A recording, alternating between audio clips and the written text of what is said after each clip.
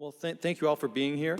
And I've learned a lot from my speakers this morning, so thank you for those fantastic talks. And I think you'll actually hear a lot of the same points, because if I think about the one metric that I, as a chair, am evaluated on is, I don't know if you want to restart the timer. Otherwise, I'll lose track and I'll go like way over. I have a lot to say on this topic, but I'm going to keep it to 10 minutes and to save time for discussion.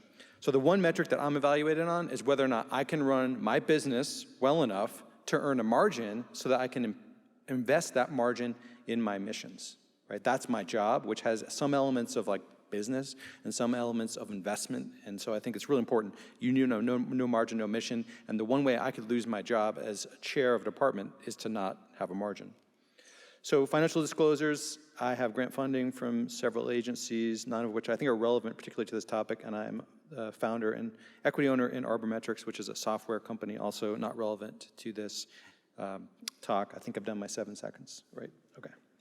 So my first point here is that I'm a firm believer that organizations achieve their goals and are successful if the people in those organizations achieve their goals. And I think this is, you've heard some of this already from Dr. Keller talking about people's individual goals. And my job is to combine a team of people that individually meet their goals and add up to a successful department. And so that's what I'm going to talk about.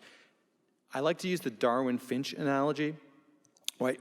You all know this. We all learned this in biology. There are many niches to fill. And what I don't want is one niche being filled by everybody. I want everyone to come in with different goals and different phenotypes, right? And there's a lot to be learned from this slide, right? Some finches survive by eating nuts, others bugs, right? And you're gonna find yourself in a job where someone's standing next to you saying, why are you eating so many bugs? Nuts are the way to success, right? Turns out you shouldn't be comparing yourself to the finch next to you. You all have your own goals and you're all gonna learn to thrive in your own way. And I think of this as precision phenotyping. You need to figure out how your specific phenotype needs to be created, what resources you need, what role you're gonna have on the team of where you work to help it bring to success. And so my job is to compose the team and to make sure all niches are filled, right? And this is I think was covered well in the previous talk. So I'm just gonna use some examples of 4 people. I pulled out an old slide from when I was the chief of my minimally invasive surgery division before I became chair, just because it's most relevant to, I think, Sage's phenotype. So here's 4 minimally invasive surgeons in my department, some of which you may know, some of which you may not. And I'm just gonna walk through the metrics for each of these roles and how they're different. And I think a couple disclaimers. One, I'm gonna tell the story as if these individuals all had this like dramatic success without any hiccups. That is not true. If you were to talk to each one of them or they were giving this talk, they would probably talk to you about how hard it is to find your niche and the struggles and the failures and the misfires, right? I don't have time to get into all of that today, but I wanna rest assured that finding that right niche, that which finch you are in Darwin's ecosystem is a messy process and there's hiccups and failures. The other thing I want to talk about is you'll see a theme here. We've heard from individuals and metrics for individuals. I'm going to talk a little bit more and lean into the notion of metrics for a leader. I love this quote, so you want to be a leader, what have you built and who have you developed? Because when you take on leadership roles, it's not about you anymore, and the metrics shift to how others that are reporting to you perform.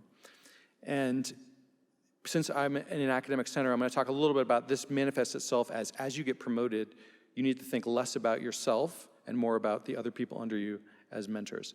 So this is the first phenotype that I want to talk about, Dr. Varban. Dr. Varban is what I would classify as a clinician expert.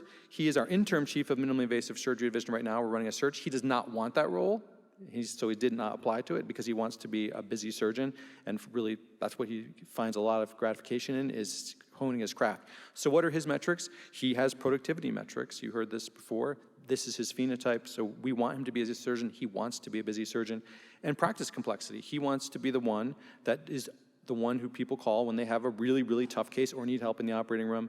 He also engages in practice building and outreach, which is really essential. As I said, we all exist in a competitive environment, and in Michigan we have a lot of competition from some great private healthcare systems around us. He needs to be a great teacher because he's in the operating room a lot. This phenotype tends to be the one the residents spend the most amount of time with. And his scholarly work, interestingly, focuses on how to be a better surgeon, right? Which is a great fit for someone who's a busy surgeon. So this is a picture. Oliver was in the New York Times He had some of his patients followed by a New York Times reporter, right? And I thought it was appropriate that, like, when he made it to the New York Times, he wasn't talking about his research, he was actually in the operating room, which is exactly where we want him. These are papers that Oliver writes: surgical skill in bariatric surgery, effective operative technique, right? He just really cares about the craft of surgery and leans in heavily, and that's what his scholarly work is. So Dr. Tellem, many of you may know the program committee from the other SAGES meeting this year, and on the Board of Governors of SAGES. So I would classify her as surgical leader. She's a chief of general surgery, which is a division of 45 surgeons in 8 specialties now. And for her, clinical excellence and complexity, she needs to be a complexity pace setter. Those are really important, right? Because you have to lead other surgeons, you have to be an excellent surgeon. You need to be a clinically busy surgeon, but not necessarily the busiest, because you have a lot of other responsibilities. I should have put an asterisk here, because last time I saw Dana was still the busiest surgeon in our group, but she needs to create that time to lead other people. And you need to be a strong educator and scholar as well. But the metrics on which she's evaluated primarily are on section performance from a clinical management perspective, finance, growth of relevant clinical programs, and the success of the other faculty. So this is just an overview of general surgery. And the points I wanted to make was that Dr. Tellem has 8 division chiefs of other divisions that report to her, and she manages these managers. She's responsible for their performance clinically. What does that mean? That means the RVUs collectively of general surgery, which is the biggest box here in my department. Clinic visits, right? These are very kind of blocking and tackling metrics, but not for her practice, for everyone's practice. Those are the metrics by which leaders are evaluated. Healthcare executive. So Dr. Ghaffari, who is a minimally invasive surgeon as well, being clinically active is important, I think, for any clinical leader, and you need to be an educator and scholar if you're going to work at an academic health system. But he is primarily evaluated as our chief clinical officer, newly appointed for our medical group, on whether or not our health system is moving forward in terms of its operational and strategic goals. And for example, I'm just going to give this one example. In COVID, like many of you, we had some shutdowns, and our financial performance was profoundly hurt. In addition, we had huge backlogs of cases. So we worked out basically a deal with our hospital administration. We said, listen, if we lean in between surges and expand our ORs, drive up utilization, operate on Saturdays, and extend clinic hours, and it wasn't just surgery, this was the entire health system, they would split the additional profit with us.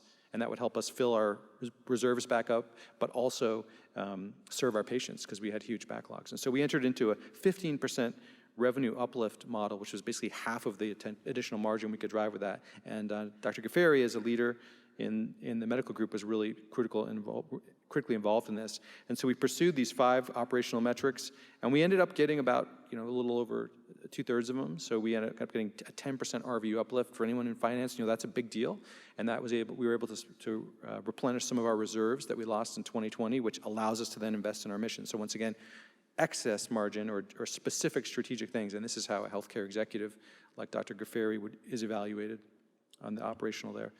Finally, this is a really important role. Dr. Obeid, who I consider a network builder. We hired Dr. Obeid to work at a community hospital that we purchased about 15 miles away, and asked him to build a practice there. And I think threshold competencies there are just, you have to be a good surgeon. We kind of put him on an island. He was really well trained coming out of Dr. Pryor's fellowship at Stony Brook, and we had good word that he could pull this off. Also, a strong educator and scholar, but he's evaluated primarily on building relationships with other people in that institution, and then growing clinical programs at the site. So now he's hired 2 partners, so we have 3 surgeons. That's a small division there now. You can see the graph there, just the number of cases that we do there. This is outdated now. I think we're up to 500 cases a quarter now, so 2,000 cases a year at that site. But that's how we evaluated his success, and I think you can see, obviously, he's in the phenotype of network builder is finding kind of profound success. So I'm going to close with this slide, and this is sort of coming back full circle to the notion of how do you think about finding your phenotype, and how do I, as a department chair, support people in finding their phenotype and getting the mentorship and sponsorship, and making sure everybody has equal access to mentorship and sponsorship. We run launch teams for our new faculty. Every new faculty member has a launch team that runs for 3 years and meets quarterly to help them with that goal, and it's kind of explicit infrastructure for mentorship and sponsorship. And then mid-career, we use a concept called boost teams, where we specifically sit down and say, what's your end goal, and what type of opportunities and projects do you need to lead to develop the competencies to do that? So I think, once again, my job is to ensure the success of all the people in my department in their specific phenotype so that collectively we can find success. Thank you.